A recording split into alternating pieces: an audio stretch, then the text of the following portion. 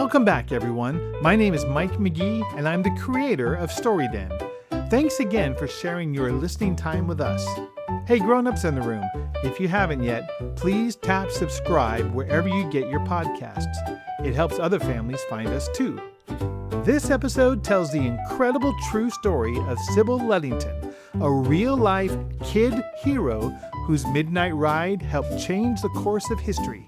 Okay, kids, it's time to saddle up because Bailey and her friends have an exciting adventure ahead.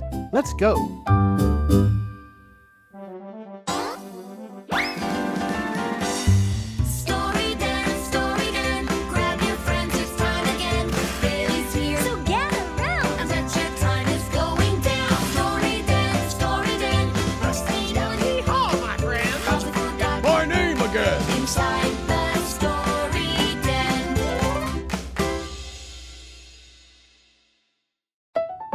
Hello, everyone. Welcome to StoryDen with Bear Bailey. This episode was suggested to us by Lily Madison from Kenosha, Wisconsin. Today, I'm going to tell you the incredible story of a brave young woman who became an unsung hero during the American Revolution. Her name was Sybil Ludington, and while many of us know the story of Paul Revere's Midnight Ride, "The British are coming! The British are coming!" Sybil's story is just as powerful and even more daring. Oh, Ben Franklin has a question. Yes, Benny? My dear Bailey, should it not be I who recounts the tale of Mistress Sybil with these fine young souls? Forsooth, I was there, in the thick of it, lending mine hand to lead the American Revolution. That's a good point, Benny. Why don't we ask our fans? Hey, kids, would you like me or Ben Franklin to read this story? Bailey! Bailey! Bailey! Oh, I see how it is. You would rather not have the great Benjamin Franklin regale you with a tale. Very well, I shall retire to my workshop and ponder how I might devise a contraption to heal my pride. I'm sorry, Benny, but don't leave. You may learn something new about Sybil. Oh, very well. Okay, kids, before we begin, I want you to know that Rusty and Hauser will be helping tell the story of Sybil Ludington. Rusty will play the role of the messenger. This old saddle tramp's fixin' to act himself into a lather. And Hauser as her father, Colonel Ludington. Colonel Ludington? All right. The fellow with the secret recipe. Like his drumsticks, my performance will be finger-licking good. Consarn you, wool gathering galoot. That ain't Colonel Sanders selling Yardbird from Kentucky. This here's a war hero, Colonel Ludington. Who's selling chickens now? Alexander Hamilton? Okay, let's begin.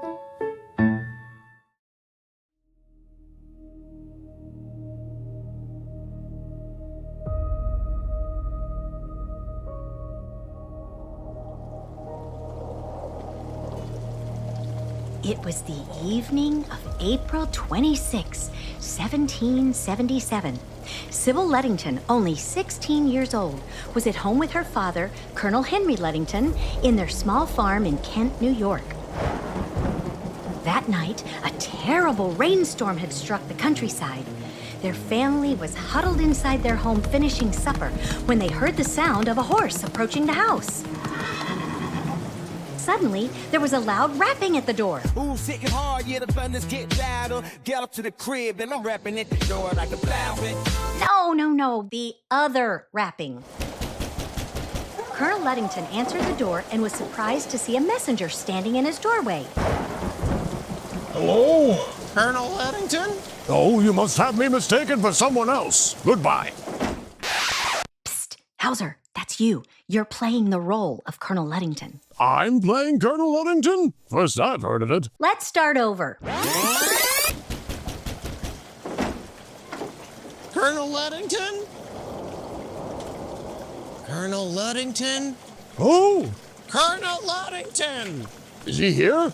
Dag-nabbit chicken knocking hogwash, Hauser! You're playing Colonel Ludington! I am. Nobody tells me anything. Okay, start over.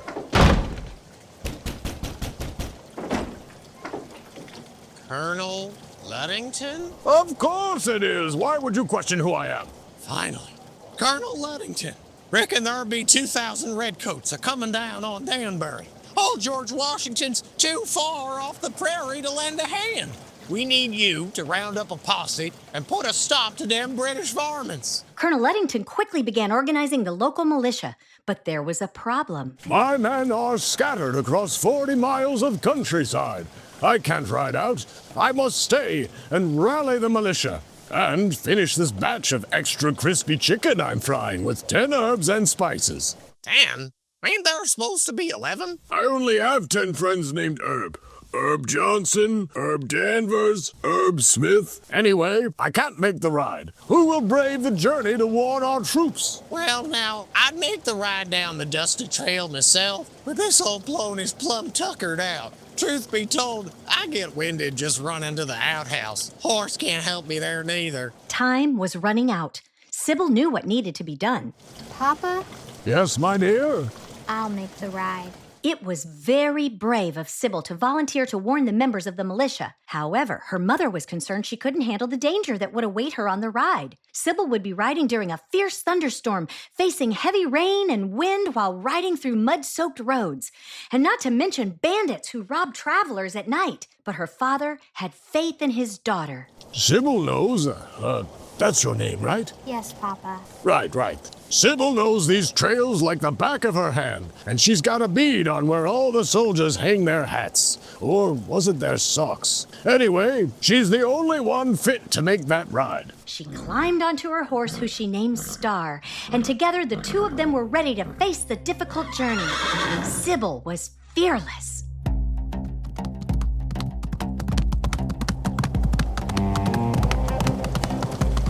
The ride would take her over 40 miles of roads, more than twice the distance of Paul Revere's famous ride. The wind was cold, and the rain sprayed her face. It felt like hundreds of needles poking at her skin. She continued on her journey until she reached the first farm outside the town of Carmel. She approached the house, and with a big stick in hand, she banged on the window shutters and yelled, "The British are burning Danbury!" This got the attention of the families and nearby neighbors. The soldiers began gathering their muskets to report to her father.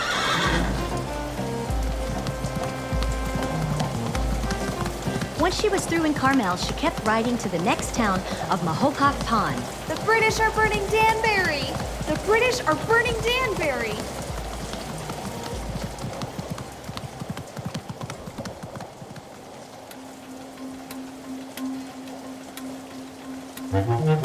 At one point in her ride, she suddenly heard a commotion in front of her. She brought Star to a slow walk. They could hear some men talking in the distance. They were outlaws. They were sitting around a campfire eating their meal. She slowly slid off her horse, Star. Star, we have to be very quiet. They quietly crept around the outlaws' camp.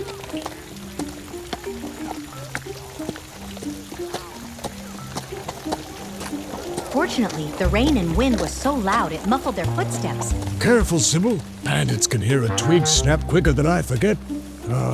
Quicker than I forget. Oh, right. Quicker than I forget my own name. Land sakes, my boots are quaking just hearing it. I can't watch. Y'all tell me when it's over. Here, have a drumstick. It'll calm your nerves. Or is this called a carrot? Thank ye, Hauser. Long as it ain't broccoli.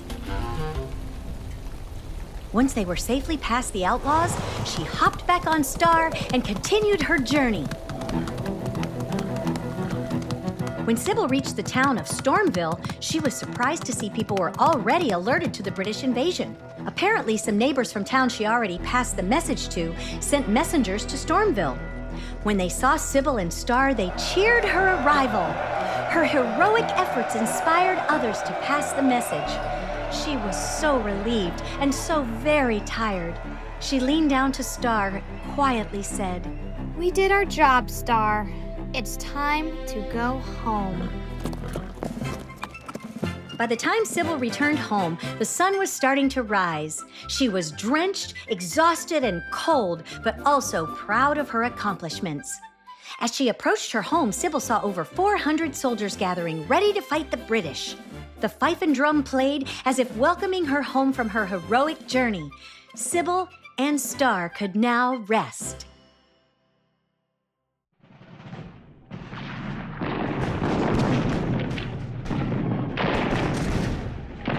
Together with George Washington and the Continental Army, they drove the British back to Long Island Sound, protecting other towns from being occupied and showing the British that the American patriots would not back down.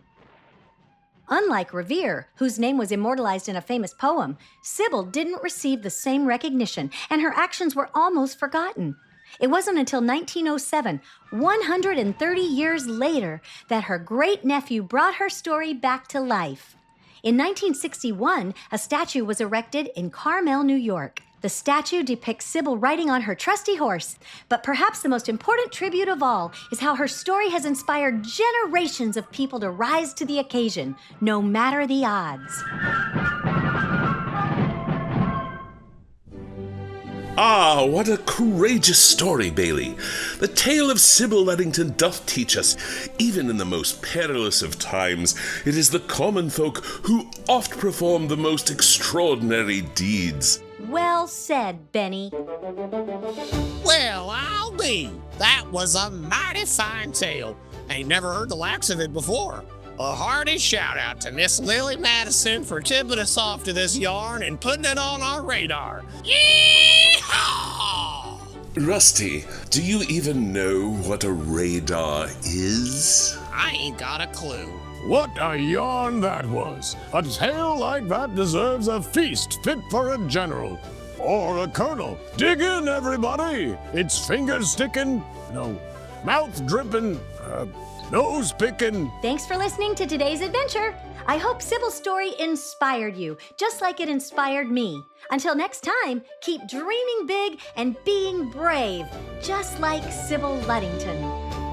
The voice talents in Story Den include Debbie Cleveland, Sanford Jackson, Brian Philbin, and Sophia DeRosa. This episode of Story Den was written, produced, and edited by Mike McGee. If you enjoyed hanging out in the den today, make sure you subscribe to the show on Apple Podcasts or Spotify. And check out our Patreon at patreon.com/BearBailey. Members get access to worksheets, puzzles, parent guides, and can offer suggestions for future shows. You can even earn a shout out on a future episode. Thanks for listening, and we'll see you next time at the Story Den.